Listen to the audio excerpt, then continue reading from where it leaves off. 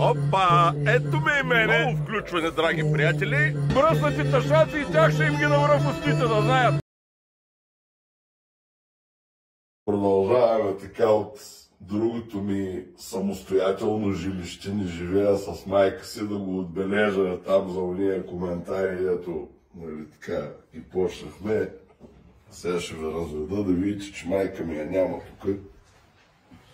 Тя си има собствено жилище, където си живее. Това ми е апартамента в Смолян. Тук за какво става въпрос. Страхотно апартаментче, дървенийка, това готини работи. Платено е кеш. И бате Васко така.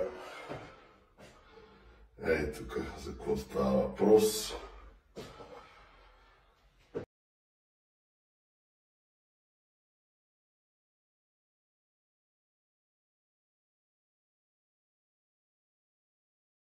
Имам си всичко, от което имам нужда. Разбира се.